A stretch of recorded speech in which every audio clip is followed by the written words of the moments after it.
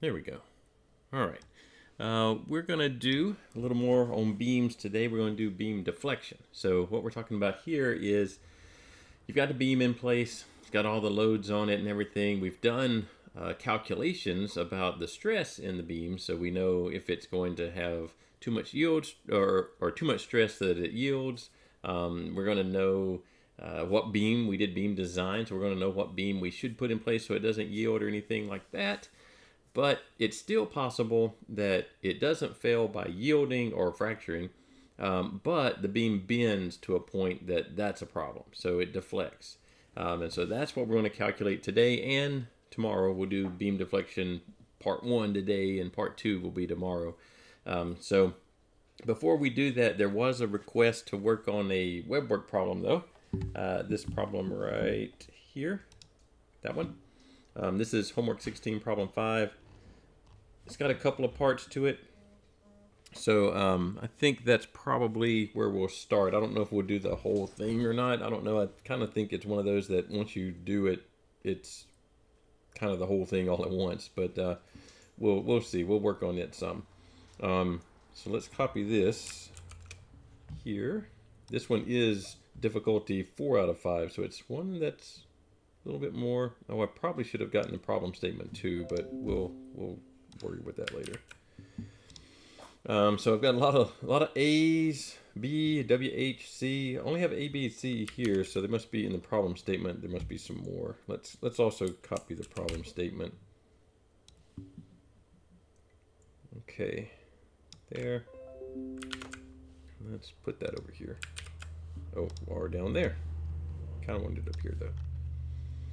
All right, so what do we have for problem statement? We've got a wooden deck, so that's underneath here. You can kind of see the edges of the boards right there. It's supporting this triangular shaped haystack. So, okay, it's got a bunch of weight from the hay on it. The joists are, let's actually make sure we know what we're talking about here. The joists are these pieces here. So this is one of the joists. There. And then there's 4 of them in this picture. They're made with and there's a couple of key words in here. We're dealing with lumber now. But in the past, we had been dealing with I-beams and metal beams.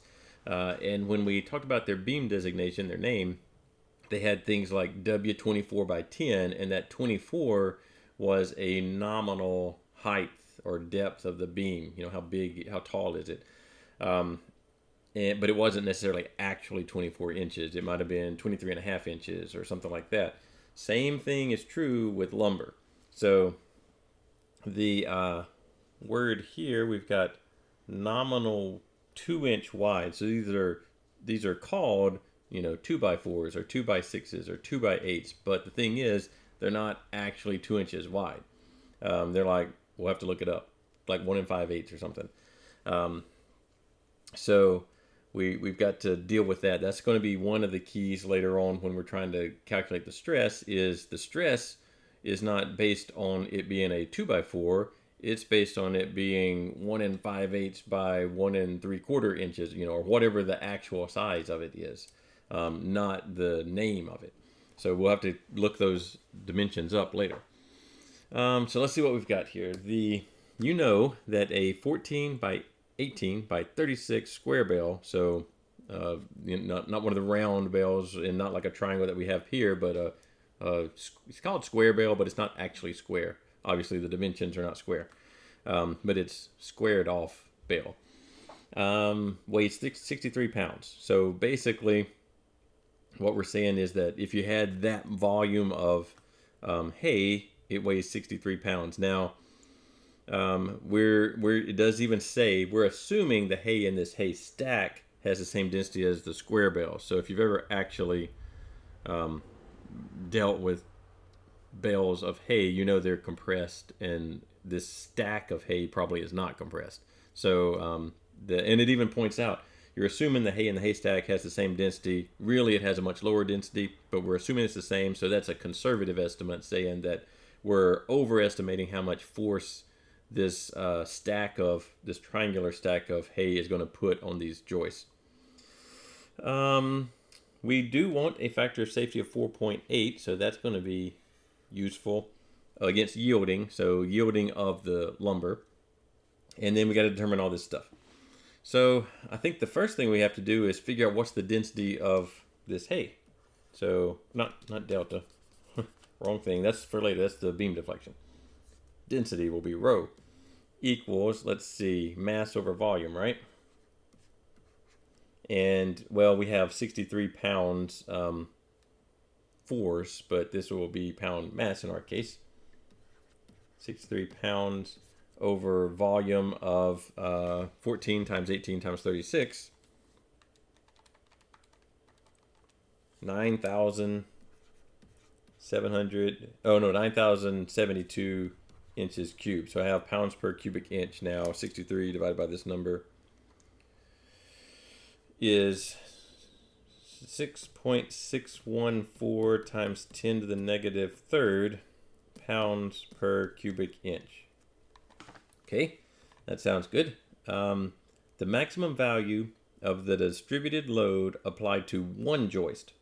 So let's kind of move our problem statement up so we can see there are 4 joists in here. You can kind of see there's the second one, there's the third one, there's the fourth one.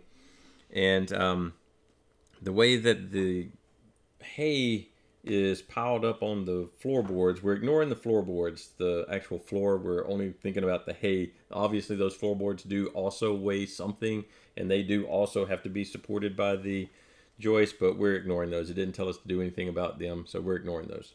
But we'll just assume that since we're overestimating how much force this hay, how it weighs, then we are going to kind of be okay ignoring the weight of the all right, hold on, I didn't switch over. This is all I wrote. So I haven't written much yet, except I was the green are where I was describing the floor joists. Those are the joists, and then I wrote that one equation about the density.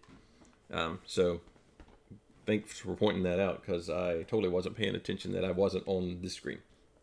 All right. Let's figure out how much one little piece of this triangle of hay weighs. So I'm thinking that you can kind of see down here the little A dimensions. If I were to take and chop off, this piece of hay off the end, that's how much would be supported by one floor joist. And then the next piece would kind of be in the middle right here. This little chunk of hay, triangular shaped slice of hay, would be supported by the second joist, and so forth. So it looks like the volume of hay that's going to be supported by one floor joist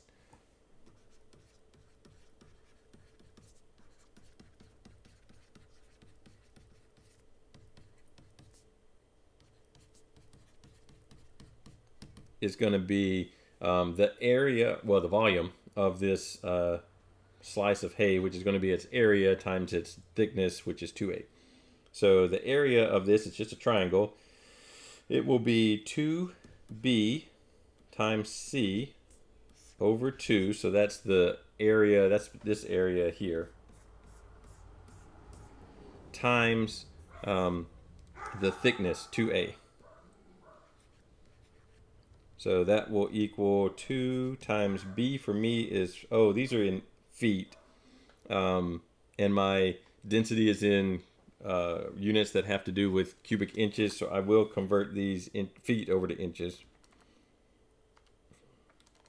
So B is 5 feet, which is 60 inches.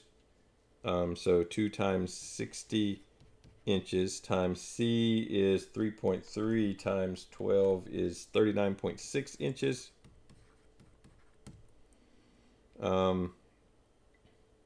Over 2 times 2 A is 9 inches, or it's already in inches. So that should be the volume of the little red slice of hay, or the blue slice, or the next slice, or the fourth slice. So they should all have the same volume. So let's see, 2 times 60 times 39.6 divided by 2 times 9. All right, so I think 42,768 inches cubed. So one slice of hay should weigh this amount times my density. So we'll do weight of hay per joist equals 42,768 inches cubed times 6.614 times 10 to the negative third pounds per cubic inch. So those cubic inches should cancel out, and I should have a weight here. So let's multiply times 0.006614.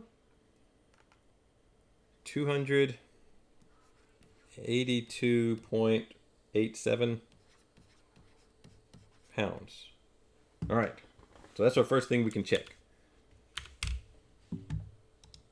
The maximum value of the distributed load applied to one joist. So I think by maximum value, I think what they mean there is the total. Maybe that's not what they mean by maximum value, but let's try this number and see. But they might be talking about like the peak of the distributed load. That might be what they mean actually. We'll see.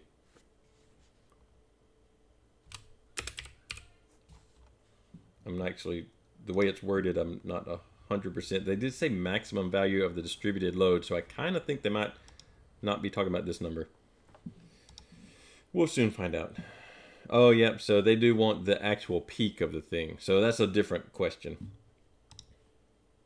So this answer is like the total, the lumped load. So that's that could be one reason that this problem is having questions is, you know, just exactly what are they talking about? What they're talking about is this.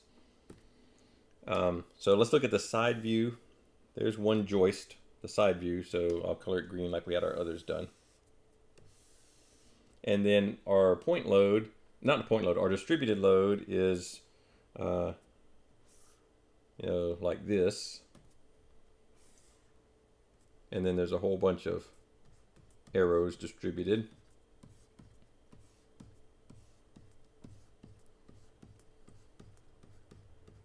And what I calculated was this. 282.87 pounds. I calculated that. What they want to know is what's right there. You know, what's that value right there? So to do that, what are we going to do here? I got to think about it. We just can kind of reverse engineer what we calculated here, I suppose, and figure out what the height of this would be.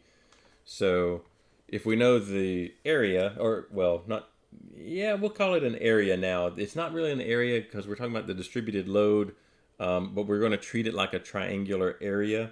And the area of this triangle is 282.87 pounds. And you would calculate that area by taking its base, which is 2 times b. So 2 times b is 5 feet, so 60 inches. So 2 b's, so that's the base, times its height, which is c. So times, times the height, I don't know. The height is what I want to calculate, so we'll just call that h. Although I think they have another h in here that we'll have to separate this from, don't they? Yeah, they're calling some other variable h, so let's not use h. Let's call it w. W max is what we'll call it. We do need to remember to divide this by 2 because it is a triangular area that we're calculating. So hopefully we can get W max from here. Now I think they did have it in feet per, or pounds per foot, so we might have to convert that over once we're done with this. So I've got my 282 number. I'm going to multiply times 2. Whoops, hold on. Get my calculator going right. Times 2. Then we'll divide it by 2. And we'll divide it by 60. and I get 4.714. The units on that would be pounds per inch, and I'm pretty sure they had their units in pounds per feet. Oh, I got a slightly different number also. I wonder if I rounded somewhere or wrote something down incorrectly somewhere. None of these. Oh, let's see. 3.3 times 12. That's 39.6. They did say 63 pounds. Yeah. Let me make sure. 14 times 18 times 36. 9072. So that was right. So my number 4.714 times 12 to get it into pounds per foot is I get 56.568 pounds per foot, and I noticed that they had 59.4 pounds per foot. So somewhere we're disagreeing on one of these numbers, or I typed something in backwards. That's totally possible. So let's just look at these numbers and make sure. I did the volume supported by one joist being 2b, so 2 times 60 times its height of 3.3 times 12 divided by 2 to get the area, and then times the thickness of 2a, so times 2 times 9. That is that exact same number, 42,768. And then I did, maybe I rounded that 6.614 some. So I did 63 divided by 9072. 6. Oh yeah. So here's our issue. Somehow I typed this number in wrong. So not sure how, but somehow I did that number wrong. So that number should be, or I typed or wrote it in wrong, 6.944. There we go. Which will also show up over here. And then we can go in and multiply that number times our 42768 number, and we get very even 297 here, and then we can put our 297 over here and do the same thing. Divide it by 60, and this is 4.95,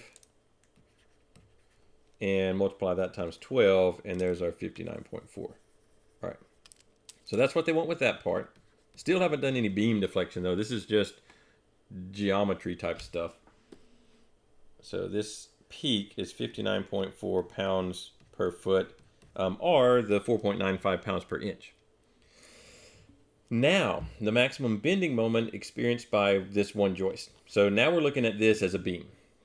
So this is one of the cases where it doesn't really show, well, all right, so they did carefully, if we zoom in here, they did carefully show a little pin over here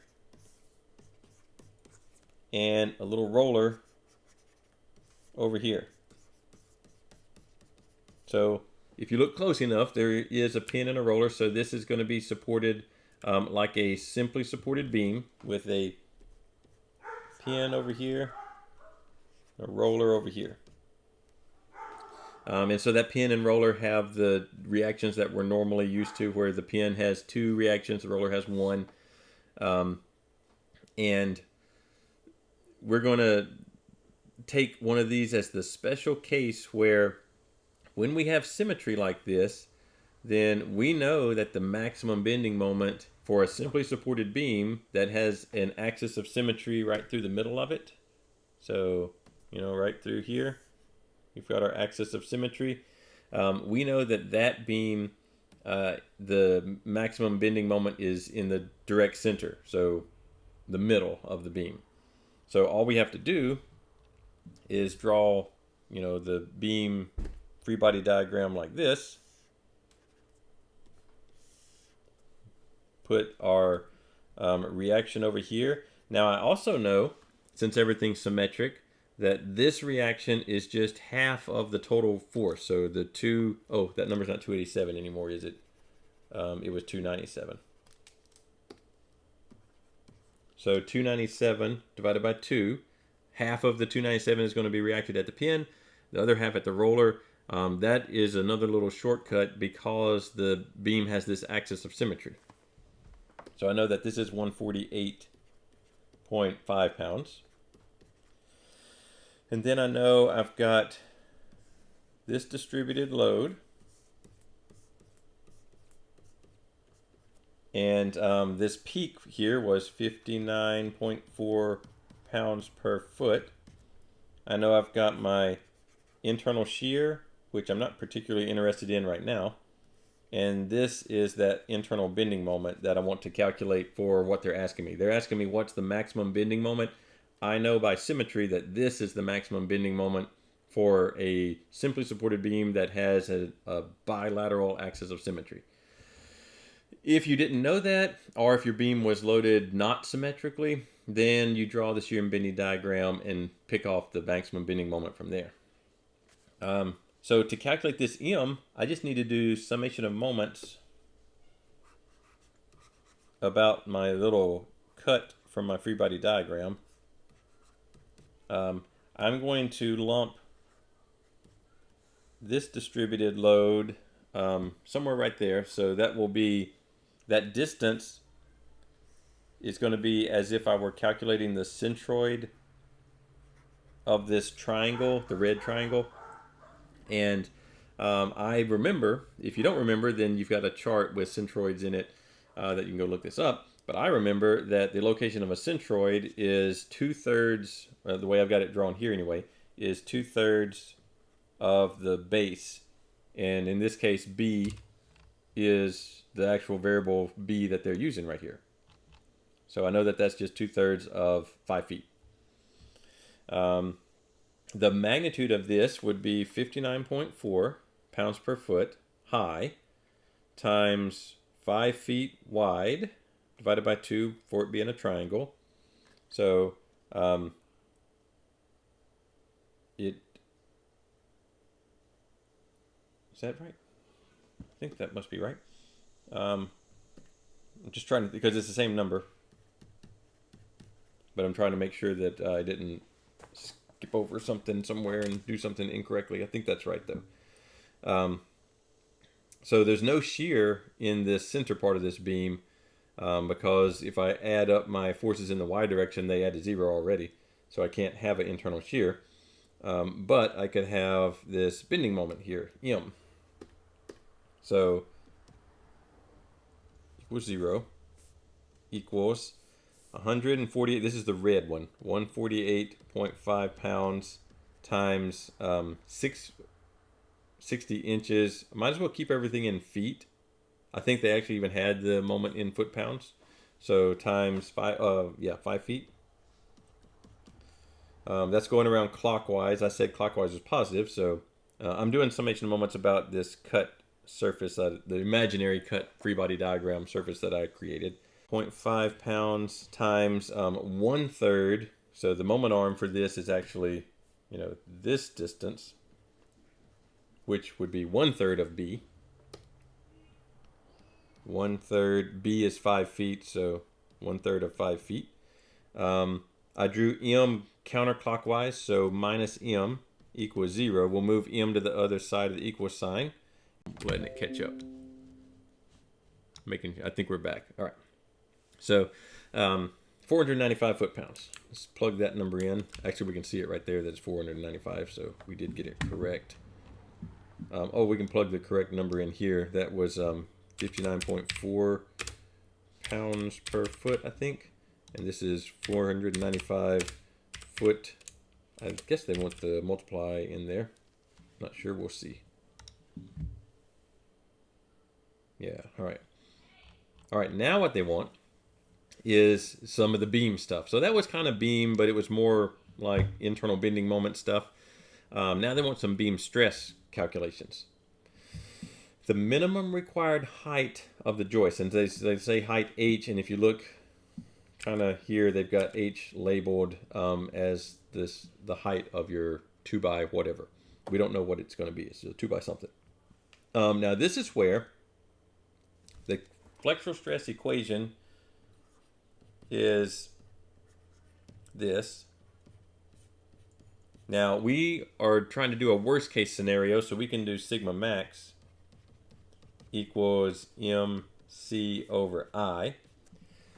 This is a beam that's not a steel beam. We can't just go look up I. In fact, we don't know how tall the beam is, so we don't know what I is going to be.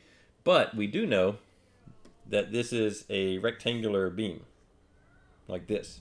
So we know a couple of things. So we know it has a neutral axis right through the center because it's a rectangle. We know that it has a width here, and it's a 2 by something because it says in our problem statement a nominal width of 2 inches. But it is probably not 2 inches. So we need to go look up our how wide our 2 by lumber. So I think I probably have that in here. It's going to be in the exam reference at least, so let's look in there.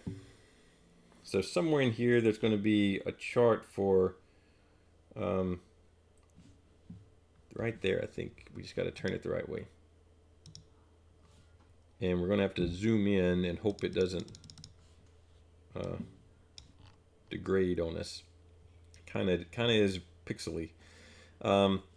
Properties of oh, that's steel pipe though. That's not what we want. We want lumber. Structural timber. There we go. All right. So here are all the 2 bys right here: 2 by 4, 2 by 6, 8, 10, and 12. The dressed side. Oh wow, that is hard to read, isn't it? Wow. I can't tell if that is 1 3/8 or 1 5/8 or 1 3/4. Let's see. Let's look this up.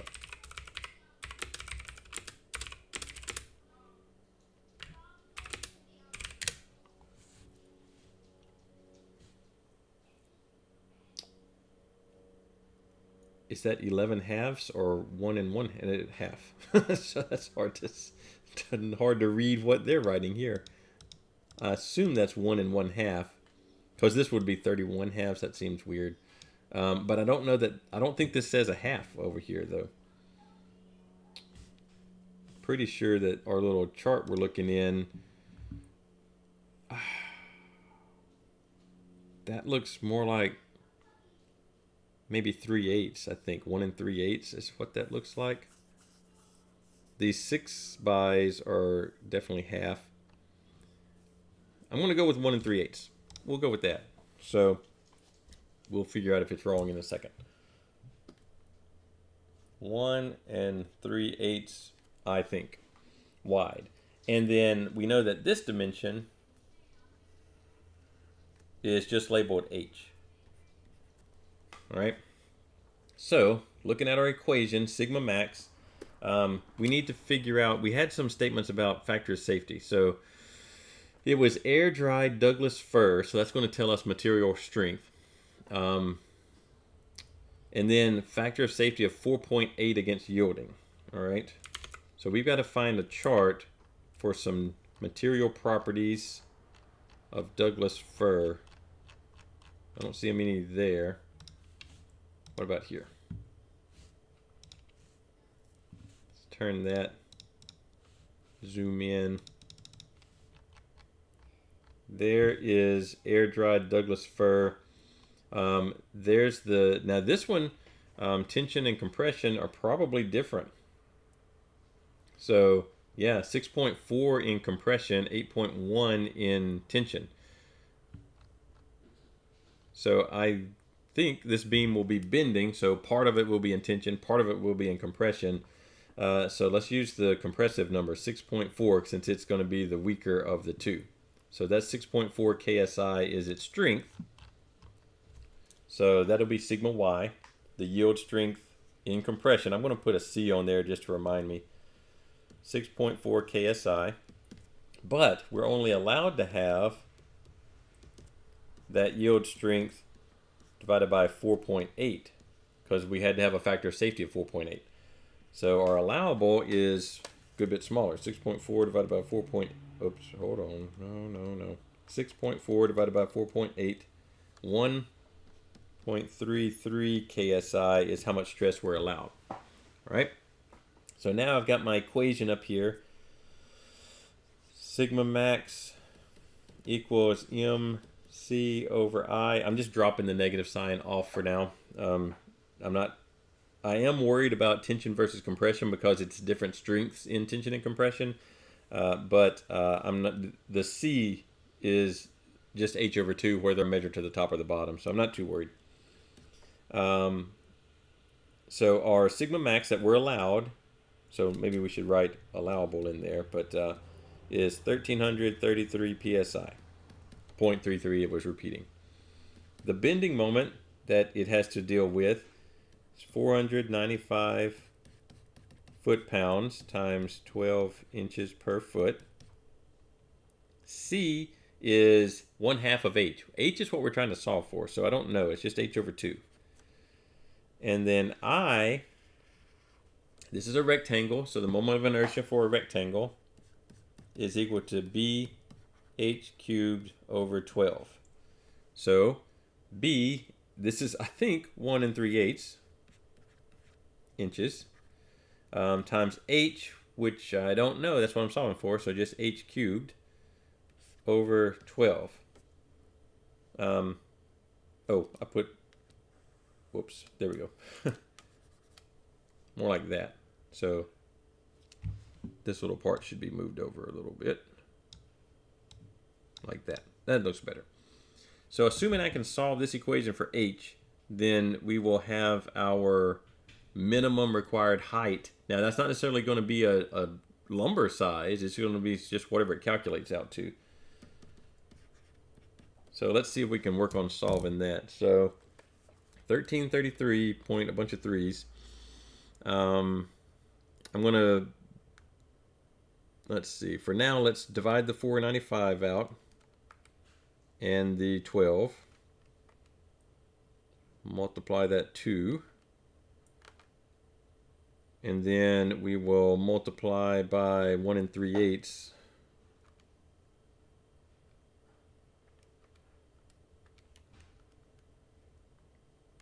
Then we have to divide that by 12.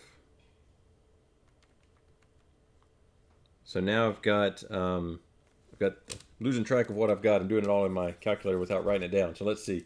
I've got, I think, 0.0514 equals 1 over, that would be H squared. So let's flip those things around. So H squared equals, we got to divide this 1 by this, 19.44, and the units on that would be inches squared. H would be the square root of that, 4.409. Let's see if we're anywhere near what it wants.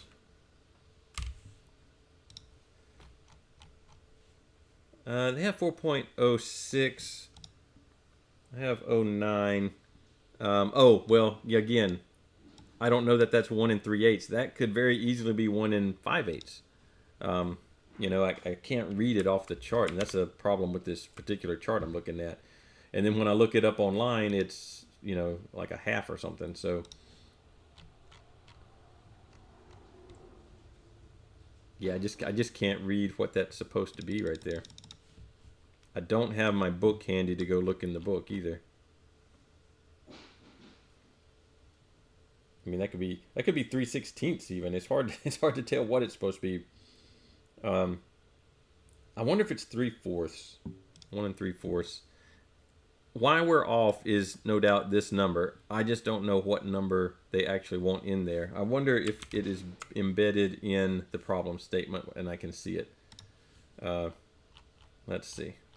I'll give it a shot looking in here, but it might be. Oh, they didn't even do that. They just did the section modulus. Well, I didn't even think about that, but that would be pretty cheap too. Or, well, but that won't help us because we actually need to back out H. But maybe that would work that way. But that is how they solved it, is they just used the section modulus. So section modulus over here of 3.56 for a 2x4. So that's our issue, though. Is it 1 in 3/8, 1 in 5/8, 1 in some other number? You know, maybe I could quickly put 5/8 in there. Let's see. I don't want to take up too much time, though.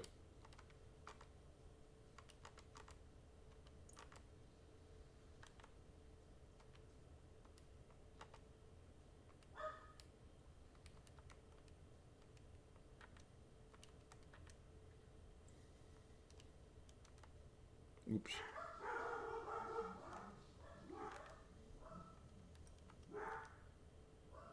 Oh, I think it is 5/8. When I put 1 and 5/8 in, I get H equals, so this is for the 5/8. This is 1 and 3/8. I get H equals 4.0557 inches, which I think is what they had. Not the way you're supposed to solve that one, but I just can't read the chart.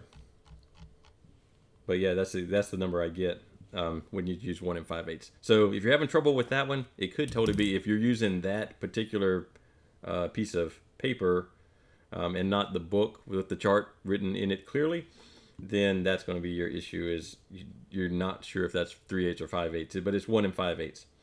The rest of it then is the minimum required section modulus. So that's just calculating the section modulus based on sec S equals I over C. So we have I, well, we can calculate I rather, we don't have it, and C is half of H. And then the smallest standard lumber size is just going in and figuring out, we need something, the next biggest thing from a 2x4. So a 2x4 is 1 and 5/8 by 3 3/4 or whatever it was, 3 and 5/8. And so we need something bigger than that, so the next size up would be a 2x6. So that's how this problem works. All right. But if you're using the same little reference sheet I was using, then you're going to have trouble just because you can't read the text clearly. In the book, you can actually see the number very well. And if you look it up online, you get an assortment of different values for, you know, it says 1.5, which is not 1 and 5/8. Let's see if this one actually goes and says there's a 2x4. It says 1.5. These all say 1.5. So for some reason, the chart in the book and this web work problem is using 1 and 5/8 for the dress size. Hope that helps with clearing that guy up a little bit, because there's a couple of issues there on dealing with that. All right, let's move on to beam deflection.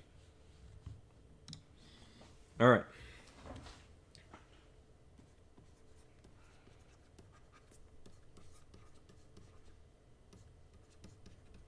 You might have seen as I was clicking through here, this little chart. This is a chart of beam deflection equations. So that's what we're going to do next time. Today what we're going to do is kind of a semi-derivation of how to get to these equations. There are good reasons to just use these equations that are given here, and then there are good reasons to use what we're going to show today. Actually all of the test questions that you're going to have to do can be done with this chart here. But it's good to know this background of where these things come from if you ever want to do more than just whatever's shown on a chart somewhere. And there are ways to combine these equations on the chart, and we'll do that next time also. But what we're going to do today is beam deflection by integration, actually calculus. But what you see in the screen here is what we'll do most of the time, most for your homework, for your there might be some homework problems that ask you to do integration, but the exam problems are all by this chart. But so don't worry too much about like taking all these notes down or anything. I would think more important is just sit and follow along with what I'm doing. Kind of put some of it back in the back of your mind if you ever need to go and do this stuff by integration. So here's what I want to do. First, let's talk about what we even mean by beam deflection. So let's just put a little cantilever beam. Oh, wow, not that one. Where'd he come from? There we go. A little cantilever beam. And we're just going to put a single point load on the end of this thing. So if this beam is weak enough or this force is strong enough, then this beam originally had a neutral axis that, now we're looking at the side view. This isn't the cross section, but the neutral axis runs through the whole length of the beam. So there was a axis somewhere like this. We'll put it right in the middle. I don't know. Whoops. I don't know particularly what kind of beam this was. Having trouble grabbing it to move it. We'll just say this was a rectangular beam. Had the neutral axis right through the center of it. And then once I load this thing, push on it with my force F over here, then I push hard enough, then this thing is going to bend downwards. Now I'm being exaggerating here how much it's going to bend down. We're assuming with metal beams they don't bend a whole lot, but they will bend some, and at some point they've bent too much to serve their function. So that curved shape, the dotted line, the blue line that's curved, that's our elastic curve.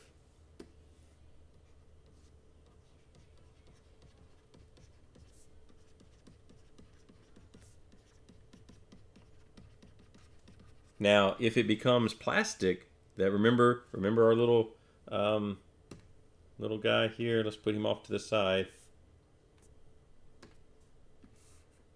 Remember this guy. We have the elastic region over here, where if we load up a beam in that region, or anything, it doesn't have to be a beam, a piece of metal, into that region and unload it, it goes back to its original shape. And then I've got the plastic region out here where it has permanently changed shape, and eventually it will fracture if I keep loading it too much. So elastic curve means that I am still in that elastic region. If I remove the force, it will go back to its original horizontal shape. But that is one little deal. If I am, and you don't want to load these beams beyond their elastic strength anyway, but that is one thing that beyond the elastic region, then this stuff we're going to do doesn't work anymore, because you have permanently changed its shape and it has yielded in some local area somewhere, and it no longer has an elastic curve. All right, so that's good. A lot of times what I want to know is I want to know this distance, the maximum amount of distance between where the beam bent and where the beam was. That's delta.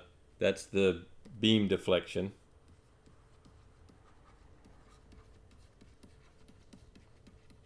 And it could be that I want to know this delta at any point along the length of the beam. So I could have it as a function of x if x is a horizontal axis. So it could be any of those. Most of the time I want to know the worst case. All right, so that's kind of the terms of what we're dealing here.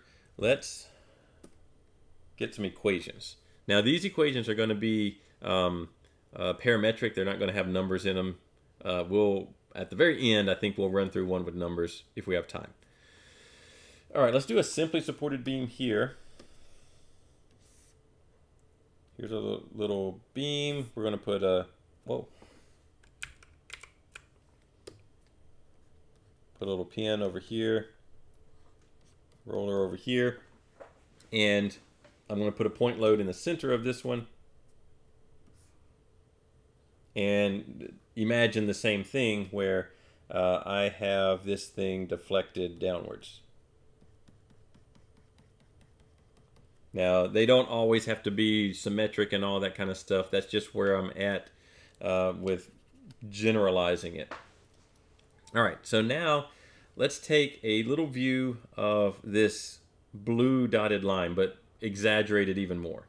So let's go down here and let's actually draw the blue dotted line. Draw it kind of big, something like that. And let's see, I probably don't even need this top half of it. So let's erase the top half. Okay, and then let's move this kind of back up here. So it's really exaggerated. You're never going to bend a beam this much. It's just not going to be possible without it just breaking or whatever. But this will be our little, why don't we cut off some more of it? Maybe like that. That looks more like what I drew, right? So it's more like that. All right, so this could represent the neutral axis of a beam. So let's say that our beam somewhere like this, and I could measure, you know, I should have marked it down, but somewhere up here there was the center of that original circle that I drew. And so there is a distance there, and that is going to be called R. And R is going to be the radius of curvature. Okay. There's actually also this term, just curvature, which is this fancy K looking thing, and that equals 1 over R. Now, why I point that out is because there is a mathematical equation for curvature. So the mathematical equation for curvature is this thing. I want to copy it down because I might not remember this one. So it's a second order derivative over where x and y are, x is horizontal, y is kind of vertical. So it's the slope of a tangent line. We'll look at that in a second. Over 1 plus first order derivative squared raised to the 3/2 power. That is curvature, so that equals 1 over r. Okay, so that's just, you can go find the equation for curvature and you'll see some form of that equation given. Now, this dy dx, that is the slope of a tangent line at some point on the curve.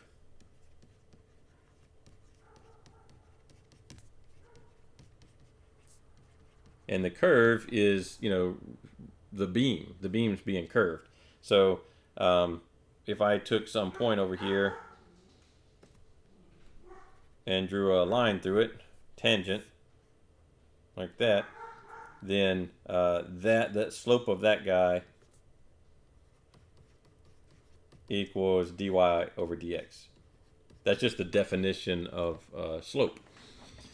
Now, I am drawing these, remember, very exaggerated. So when you actually have a beam, a real beam does not, or at least you don't want it to, deflect much. And I'll put curve right there. Now, if you're dealing with a curve to begin with beam, that's different, okay? So this is curved because it is being forced to curve, not that it's already some curved beam. I'm assuming this beam in its normal state is straight. So if you have a curved beam, then kind of things are different. We're not going to deal with that. That would be in a much later class if you need that at all. But we're assuming that these beams are straight. and that they're made out of metal, and they're generally strong enough to hold the loads they're designed to hold. We've gone through all of the stress calculations, we did our beam design, and the beam is not going to yield, and it's not going to deflect very much, so that the amount it does deflect, dy over dx is small. You know, it's almost horizontal, which would be a 0, right?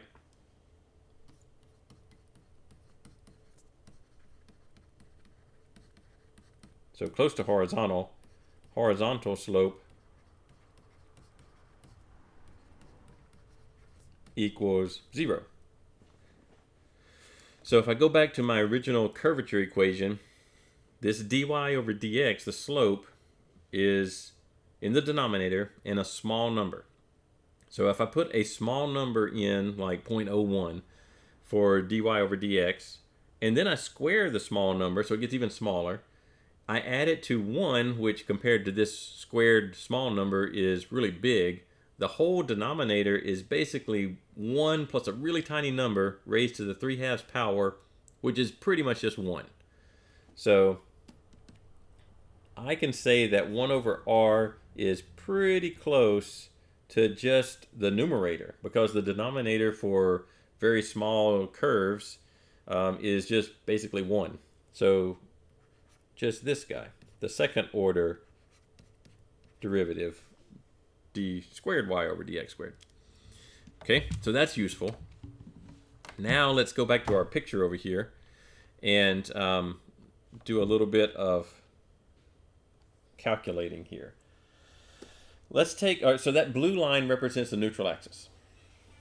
Let's put another random line at a different distance. I just picked that one. And measure it. So its radius, so the radius of the blue line is r, the radius of curvature. The radius of this one is r plus some distance y. So the distance between these two lines, that would be y. That's not an I there. That's supposed to be like liter lines for a dimension symbol or something. It looks like IY, but it's not. So I've got 2 of these now. And I notice, and I remember this from the beginning of talking about beams and flexure, that when a beam is bending, there's a point along the neutral axis here where the neutral axis hasn't stretched or compressed. It's the original length. But anywhere away from the neutral axis, that's when things are either stretching out. The red line I drew is stretching out. It's longer than the blue line. Or it is compressing and getting shorter. So when things change length, you know, there's a change in length from one state to another, that's strain. So strain, now I'm using the axial strain, but remember the definition of strain is change in length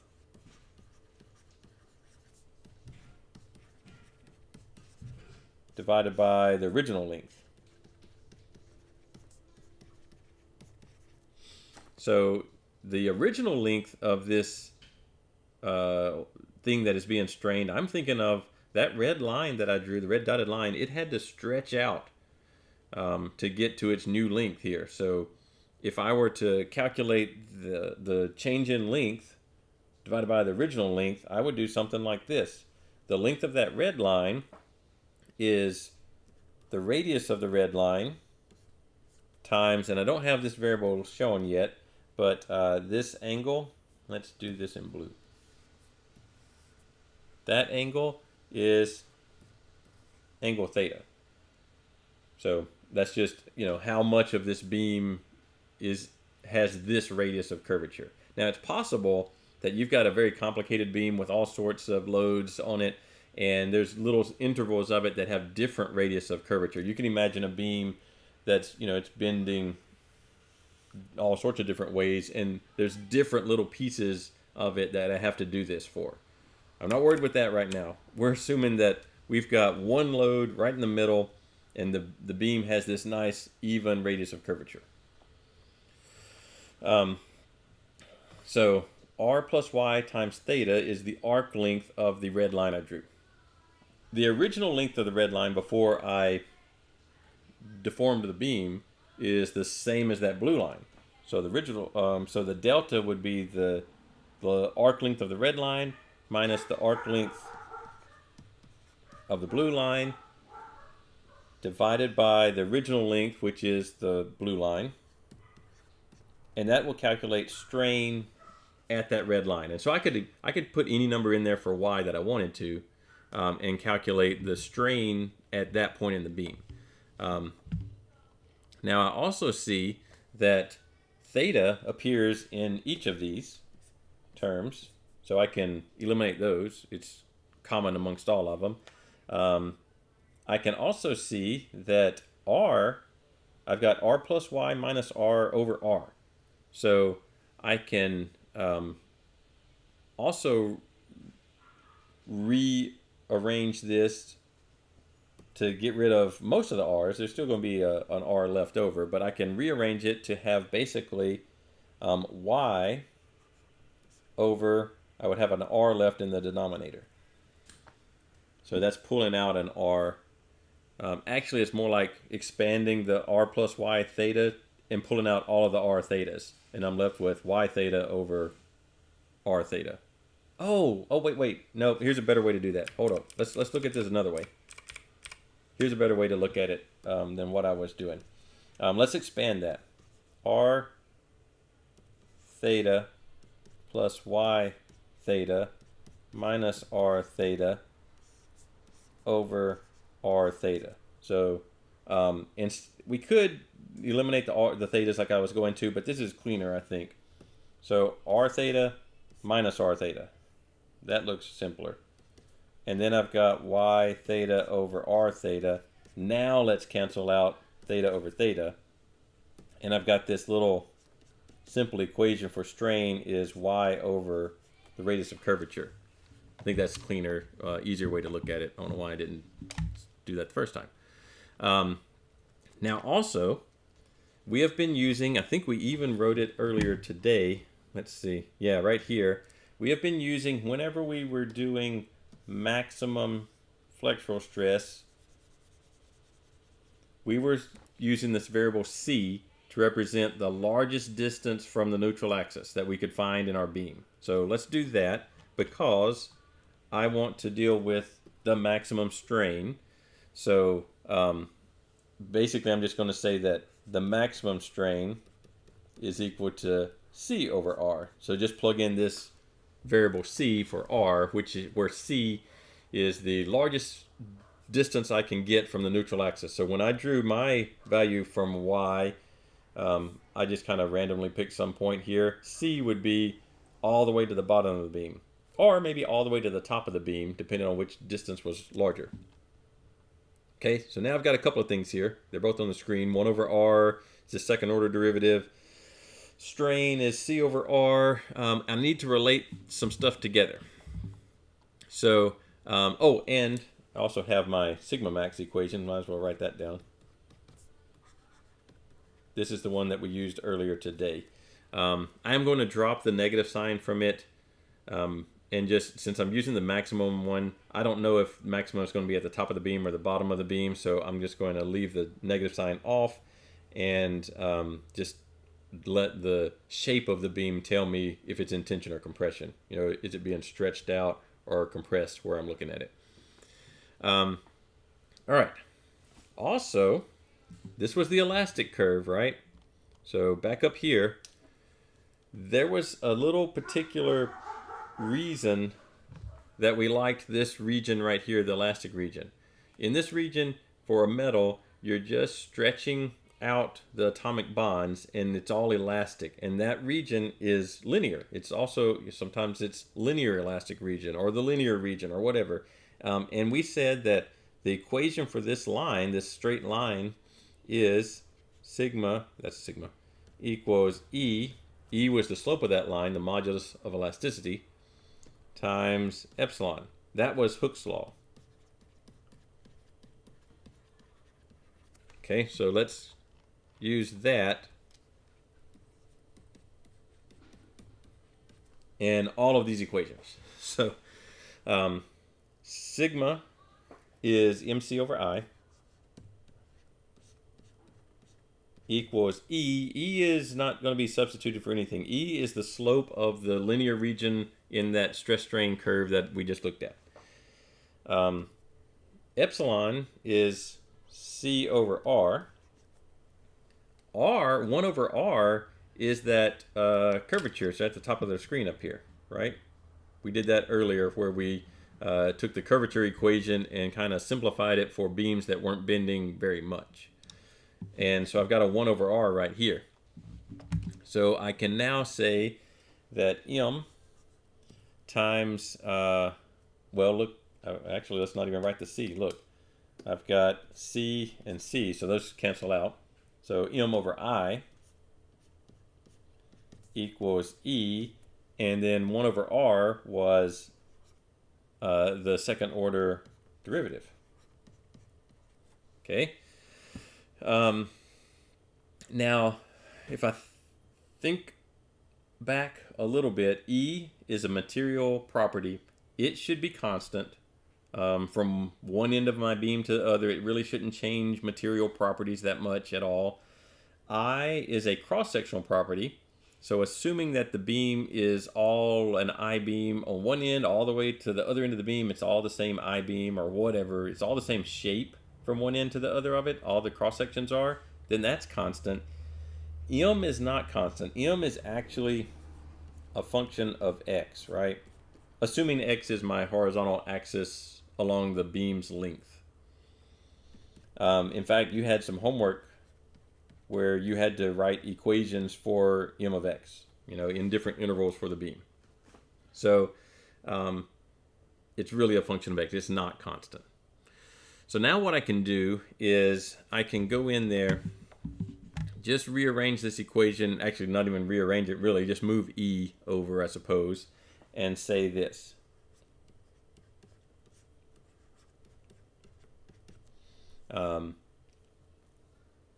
M of X over E I. So in order to calculate what I want to know is I want to develop an equation that describes this curve. I want the equation of this elastic curve. That's what I'm after. Because if I have that equation, then I can plot the shape of the beam as it's deflected. I can figure out max and min. I can do all sorts of things on calculating the deflection if I know the equation that describes how the beam is deflecting. So I want that. I've got this. So that's close.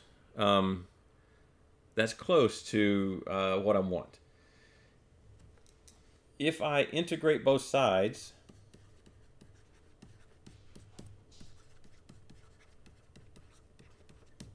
with respect to X, I get the left-hand side just becomes the first order derivative.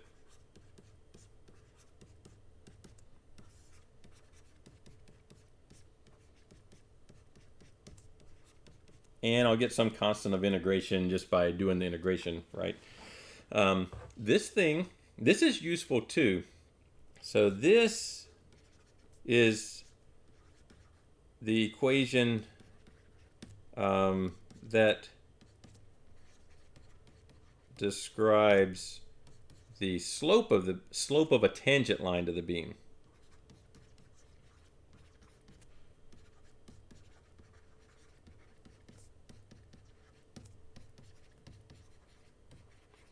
So that's kind of useful if I ever need to know if the beam is sloping at some point. For instance, maybe not a beam, maybe it's a shaft in an engine. And so this shaft is held up by bearings, and if the forces on the shaft, the gears or whatever it's attached to the shaft, if they're making the shaft bend too much, then those ends aren't going to line up with the bearings, the ends of the shaft aren't going to line up with the bearings that they're supported in, and that's going to create problems for me. So this is useful too, but it's not really what I want yet, but it's kind of in the process. But if I integrate again,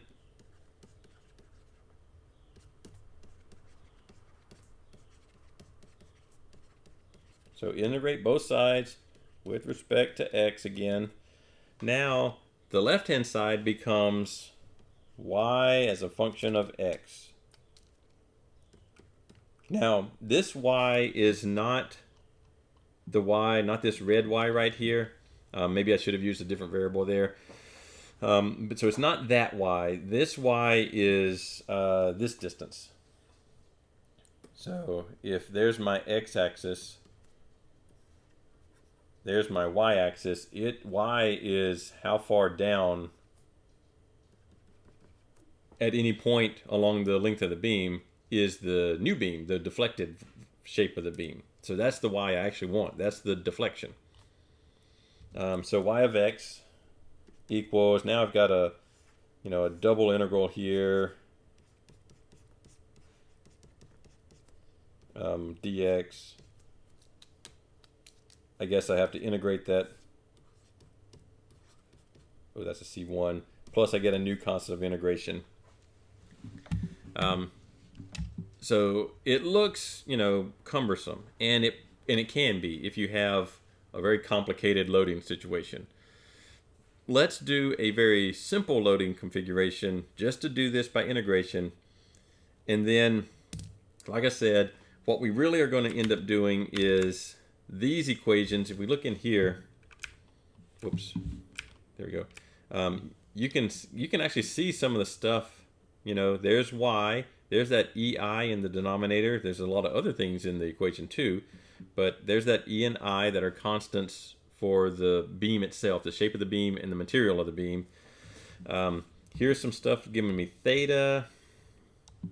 Here's the maximum deflection over here. So you can kind of see where these equations are going to come from the integral that we can do to create the equations in the first place. Let's do a very simple one just to go through the math of it one time.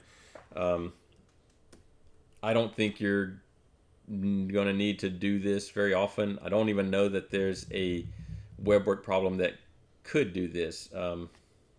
But we're gonna do one just so you have an example. And it's going to be the simplest one you can create, I think, other than just having no force at all. Then it doesn't deflect. But we're going to go back to our cantilever beam, the point load on the end of it.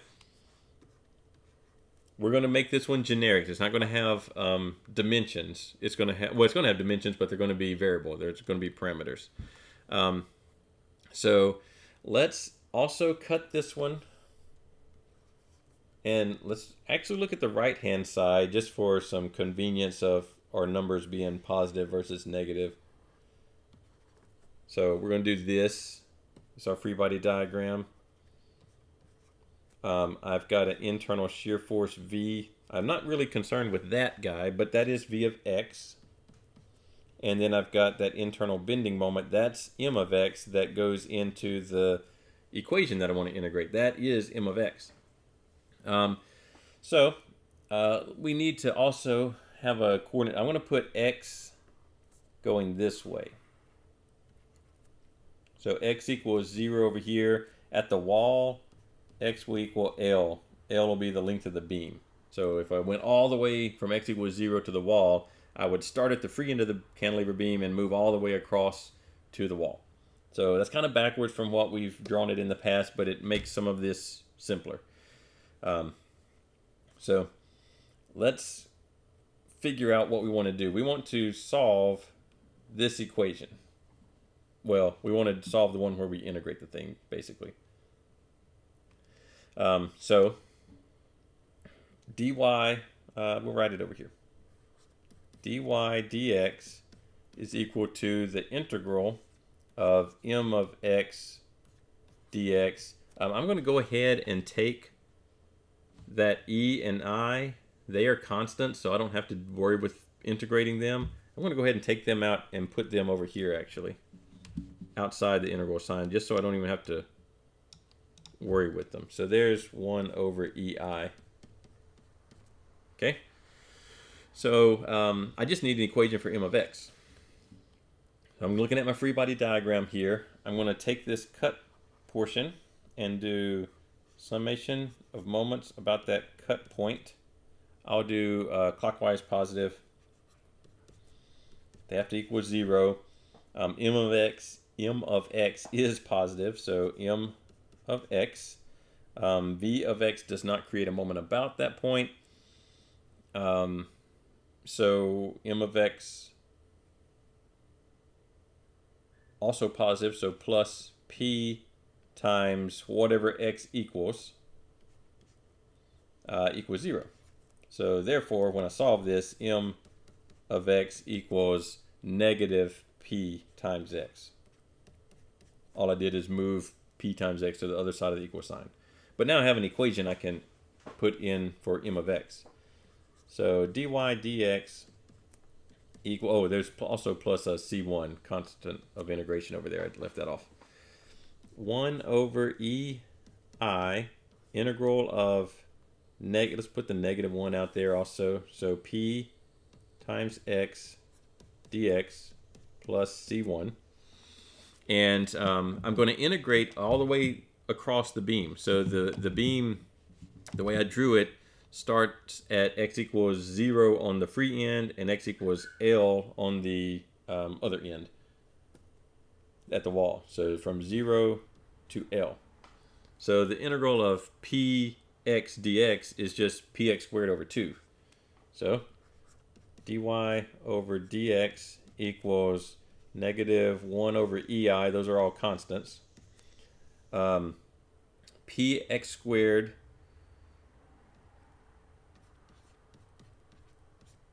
over 2.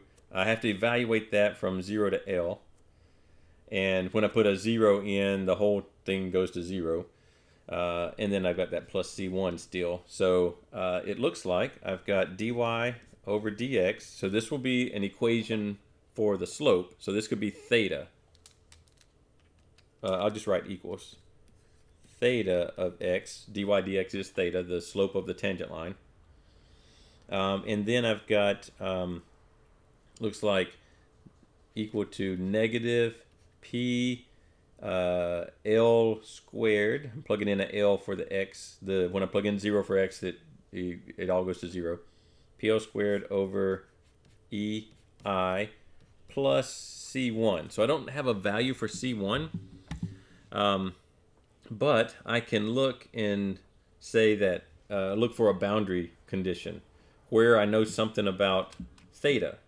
So I know, if I didn't draw it, but if I think about this thing deflecting, it's going to do something like this. At the wall, theta equals 0 at x equals L, and x equals L at the wall. So I can plug that in. So at x equals L, theta of x, or theta of L, I suppose, equals 0. All right, so 0 equals negative PL squared, where, well, x equals L. PL squared over EI plus C1. So therefore, C1 equals PL squared over EI. Okay, and I'm looking at my notes there. All right, so I have a value for C1. I probably put this L squared in too early up there. I was just evaluating from 0 to L, and I probably should have not done that at that point. I probably should have just left it as an indefinite integral and then later on evaluated it at when I plugged in the values over here. So now I can plug this guy in here, and I get theta of x equals, and it'll actually be a negative p x squared over EI plus PL squared over EI. They don't give me, in my little cheat sheet over here, they don't give me the equation for the slope, but here's case 1 at the top up here. That's what we have. We have a beam, cantilever beam, point load on the end of it. PL squared over 2EI is the maximum deflection. That's at x equals 0. If I plug in x equals 0 to this equation, you know, in my bit, x was 0 at the free end. If I plug in x equals 0, I get PL squared over EI. Which, oh wait, did I lose a 2? I lost a 2 in there, didn't I? Yes. Oops. Because there's a 2 up here that I conveniently lost. There we go. Now we have the 2 back. And we could rearrange it a couple of different ways. The 2EI is constant between them, so we could take that out if we wanted to. But we do have this same equation. We only solved it for one instance at the end of the beam. They don't have the equation of the theta. They do have the equation of the elastic curve here in the middle. I think in your book, the equation of the elastic curve is the very last column. Doesn't really matter. So the next step would be to integrate again. Remember, we basically did this part right now. And then to get y, we integrate the results of this one to get y of x. So integrate this equation to get y of x. So let's see, where do I want to go with that? I think we'll do it this way. So we will, I wonder why I didn't take the 2 out. I guess I just didn't. We could take the 2EI out of both of these. We could actually take P out also because that's a constant. That's just the point load. So there's a lot of constants in here. There's probably different ways you might want to go about integrating this thing. But what we end up with is we integrate again.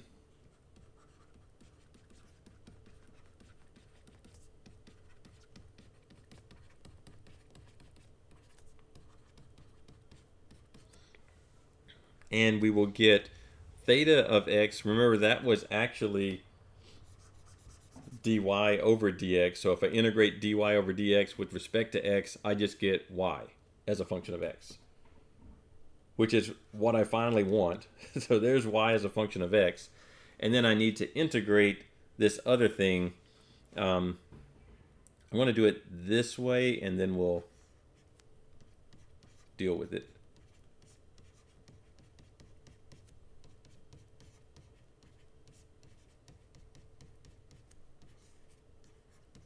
And I'll get a new, I'll call it C2, a new constant of integration because I integrated again. So if I do this guy, then the P, 2, E, I, L, those are all constants. The only thing that's not constant in there is X. So I end up with Y of X equals, integrate all this stuff that's mostly all constants except for the one little X that's in there, and I'll get negative P, so the integral of x squared is x cubed over 6, x cubed over 3 I mean, but there's a 2 in the denominator. So x cubed over 3 times 2 is 6, E and I are constant. This whole thing, PL squared over 2EI, that is all constants, so I just get PL squared x over 2EI.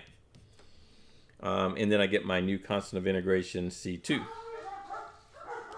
I could probably simplify this a good bit. Let's hold off on that for a second, I suppose. And then let's go back to our picture. We need another boundary condition, and it's at the same point. That's also a reason why I oriented this x-axis the way that I did. The other reason is that if I had used the left-hand side of the free body diagram, I have to deal with the reactions at the wall, which I didn't really want to deal with. This free body diagram is simpler to deal with. It just has the point load P, which is the thing that's causing the deflection. It would have been kind of weird to do the left-hand side of the free body diagram and not have the point load that's causing the deflection in there. So that would have been a little bit weird. I guess it would have shown up in the horizontal or the vertical reaction, but it's still not the way I wanted to do it. But let's look at here at the wall. Y at x equals L equals, well, that's going to be y at x equals L. Let's just do at x equals L, y equals 0. Because there's no deflection at where it's bolted to the wall. So, y of L equals 0. So if we plug in all that, we get 0 equals, I'm plugging in L's for all the x's, so negative p L cubed over 6ei plus p L squared times L, which is L cubed over 2ei plus C2. So I've got PL cubed over 2ei minus PL cubed over 6ei. That gives me PL cubed over 3. And PL cubed over 3ei plus C2. So therefore C2 is actually a negative PL cubed over 3ei. Then I can go in, plug that guy back into my original equation a few lines up here and get my y of x equation of the elastic curve. So y of x equals, I'm just going to leave it this way for right now, negative p x cubed over 6ei plus p L squared times x over 2ei minus C2 is actually p L cubed over 3ei. So you can see a lot of things I could pull out. There's a p, there's there's an ei for sure that I could pull out, and then I could create a common denominator there. I suppose we'll leave that for a little bit later. But if I pull this out, I have negative x cubed over 6 plus L squared x over 2 minus L cubed over 3. So that's a little bit simpler to deal with. This is not exactly the form that they have, you know, but you can see some of the stuff start to appear. Px squared over 6ei, 3L minus x. I have it a little bit different form than what they have, but it would be equivalent if I were to, you know, run this equation and the equations they have and plot them. They would be the same equation. They just have it in a simpler form. So that is how you would go about dealing with a beam of some, you know, some dimension, some material, some loading configuration, and calculate the actual equation. Well, not calculate it. I guess we haven't calculated. We derive the equation for its elastic curve. Now, this is a single beam with one point load on it. As soon as I change something, remember when you were doing the homework with finding the equation for the bending moment at some interval in the beam, and every interval had its own equation for M? You would have to do that for this whole process. So I would definitely set it up in MathCAD or something like that where I don't have to hand integrate all this stuff. But you'd have to, each interval of the beam would have to go through this process. And you'd have to figure out the continuity between interval 1 and interval 2 so that you could do these boundary conditions. So it would be much more complicated to do with a beam with a complicated set of loads on it. But this is the process where next time we will go straight to these charts. So these charts, there in this one, there are what, 8, 10 maybe? Maybe there are 10 different cases of ways that beams are loaded. Your book has a chart with maybe 8 cases in it. This one has a little bit different case down here with them unevenly distributed loads. But and we will figure out how to take most any kind of beam loading and use just these 8 or 10 cases and create the same effect as doing this thing. So same effect as doing this, but using pre-done math. And we'll use a process called superposition. You might have seen or heard of that in a circuits class where you have all these different elements in a circuit, and each one is affecting the circuit somehow, and you superimpose all their effects. Well, the same thing can be done with these beam charts. I can take a point load here and a distributed load over there and a concentrated moment over here. Each one of them has an effect on the beam's changing shape, its deflection. I can superimpose all of those effects together to get a combined effect of all these different loads that I might have on a beam. So we'll do that tomorrow. That's how your homework and test questions will be set up, is doing that. I like going through the actual, like, where did these equations come from? I don't just like for them to appear out of nowhere with no context for how these things came to be. You will probably never need to go and create one of these equations on your own, but you at least have the idea of how to do it if you ever needed to for some reason. For this course, we're just going to need to do this stuff. So what we'll talk about next time will be the more applied, how are we actually going to use this stuff to calculate how far a beam is bending. All right. I don't see any new questions in the chat.